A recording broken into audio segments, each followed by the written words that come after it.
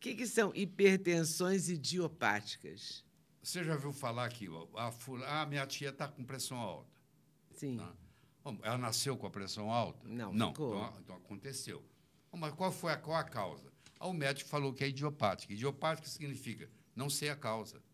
Ah, Tem muitas pressões altas, muitas hipertensões, que são chamadas de idiopática e, na realidade, não são. Vou te dar um exemplo. Se você tem deficiência de sol, você tem deficiência de vitamina D3.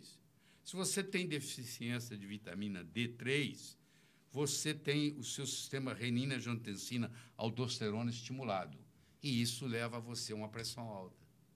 Aí eu te oriento, você ou ir para o sol, tomar seus 20 minutos de sol por dia, ou você toma vitamina D3 e o suplemento toma sol. E você não precisa tomar remédio para pressão. A pressão vai normalizar.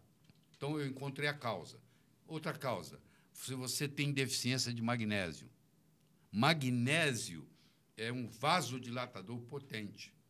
Quando você não tem magnésio suficiente, você tem vasoconstrição. A sua resistência periférica aumenta. Consequentemente, a sua pressão arterial aumenta. Aí eu te dou um sal integral, que é rico em magnésio, você começa a fazer uso, com 20 dias, um mês, você fala, doutor, minha pressão melhorou. Parecia que era idiopática, mas era por magnésio. Você tem o ácido úrico elevado. Esse ácido úrico elevado pode te dar aquela dor no dedão do pé, e você pode ter uma doença chamada gota. Mas a gota não vem sozinha. Quando você tem a doença gota, sempre você tem também a pressão elevada. Porque o ácido úrico, quando sobe, que vai te causar a gota, ele também inibe a produção do óxido nítrico, que é um mais potente vasodilatador que nós temos no corpo, é o óxido nítrico. Então, se ele inibe a vasodilatação, os vasos periféricos se contraem, a resistência periférica aumenta, o volume sistólico vezes a resistência periférica vai dar pressão arterial, a pressão sobe. Então, eu tenho vários casos onde por exemplo, eu tenho o hipotiroidismo. O hipotiroidismo ativa o sistema renina, angiotensina, aldosterona e aumenta a pressão. Então, se você tem hipotiroidismo e eu tratar o seu hipotiroidismo, é possível que você normalize a sua pressão sem remédio para a pressão. O que acontece, em geral, nos ambulatórios, do SUS e etc., não dá tempo para isso, eu entendo. É aquela fila enorme de gente com pressão alta. A pessoa passa o remédio. Pode ser que ele tenha uma deficiência de sol, que adoece, a falta de sol adoece. Olha só que loucura. E é possível, então, uma pessoa ter pressão alta e reduzir a pressão e não precisar de medicamento se tiver o D3 equilibrado, o sol, etc., o magnésio. Mas a gente tem um solo pobre em magnésio.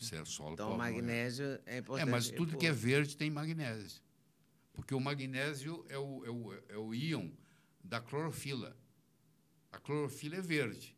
Tudo que você puser na mesa que for verde é clorofila. Se é clorofila, tem magnésio. Então, você come muita coisa. Isso quer dizer que couve, espinafre, brócolis, tudo isso tem magnésio. Você pode... Se você não come isso, você que está nos assistindo aí não gosta de coisa verde, senão eu não gosto, por isso que você está com pressão alta às vezes. Eu não como verde. Tem gente que não come verde. Tem gente que não come verde. O diabético tipo 2 pode viver sem remédio? Sim, pode viver sem remédio, sim. Entendeu?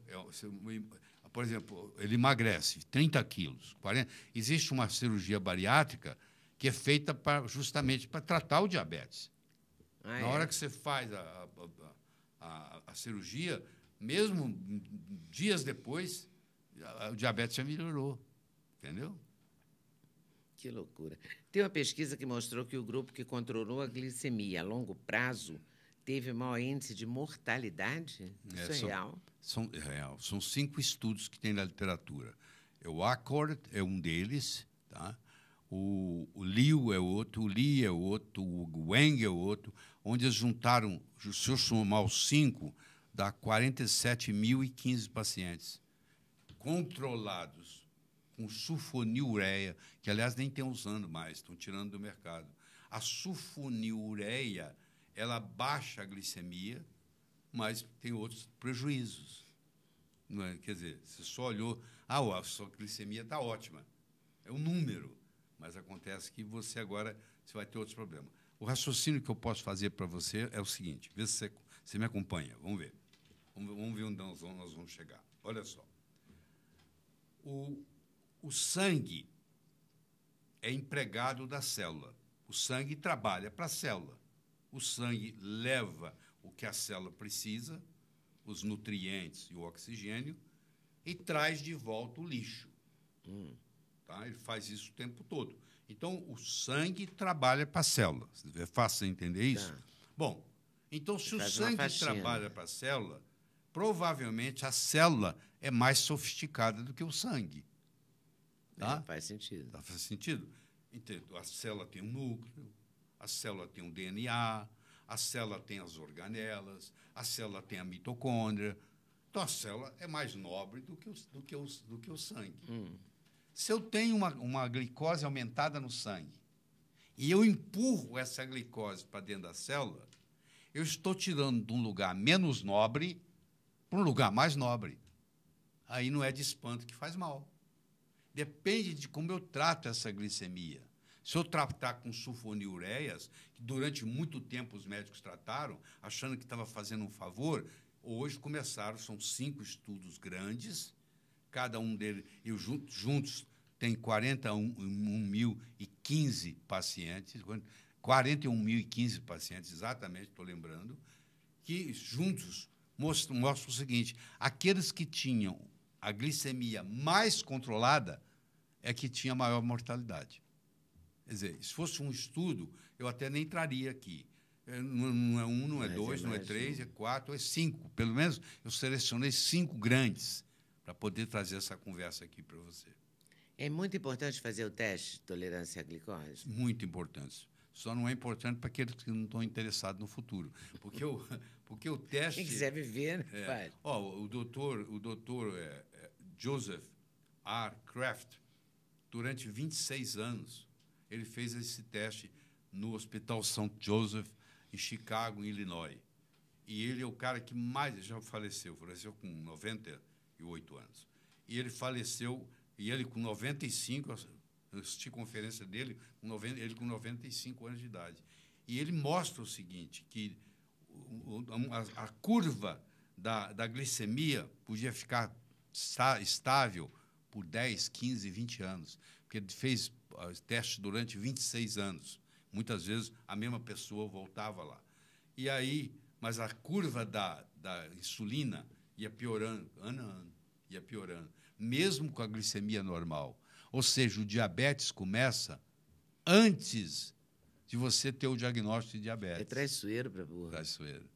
E leva a cegueira, leva a amputação, leva ao transplante renal, tudo isso causado pelo diabetes.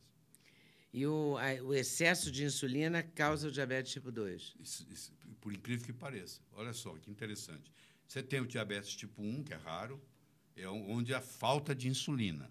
Esse é o diabetes infantil, assim, que nasce com a pessoa? É infantil. O diabetes tipo 2 é o da idade adulta? É. Você pode falar assim, mas hoje está misturando tudo. Porque hoje tem adolescente com 12 anos de idade que tem diabetes tipo 2. É mesmo? Por causa do modo que eles estão comendo. Por causa da alimentação. Entendeu? Eles são obesos. O videogame é alimentação. Então, certo? O sedentarismo, né? Então, está acontecendo. Mas o diabetes tipo 2... Ele pode começar a acontecer muito antes da glicemia aparecer, entendeu? Isso é uma contribuição do Dr. Kraft, que deixou para a humanidade. É uma coisa impressionante. Como é que a gente descobre isso, esse pré-diabético? Você faz o chamado TOTG. É o teste oral de tolerância à glicose. TOTG. Teste oral de tolerância à glicose com asseio de insulina, com o exame de insulina. Aí você vai ver que, às vezes, a insulina está alterada e a glicemia ainda não está alterada. Esse indivíduo, o Dr.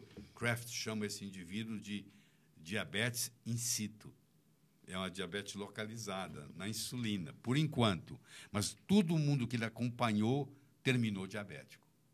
O que não faz sentido no tratamento do diabetes tipo 2? Até bem pouco tempo, a American Diabetes Association recomendava que o paciente diabético não podia comer gordura, porque gordura faz mal para o coração. que não é verdade.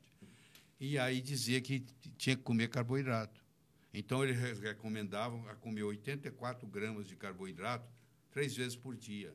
Isso aumenta em 756 miligramas por decilitro a glicemia. Ou seja, a própria orientação já levava a doença. Já levava a doença.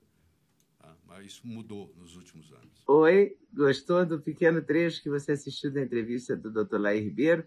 Pois saiba que tem muito mais na entrevista inteira, na íntegra. E está aqui no canal Leda Nagli do YouTube, à sua disposição, te esperando para melhorar a sua qualidade de vida, o seu nível de informação e a sua saúde.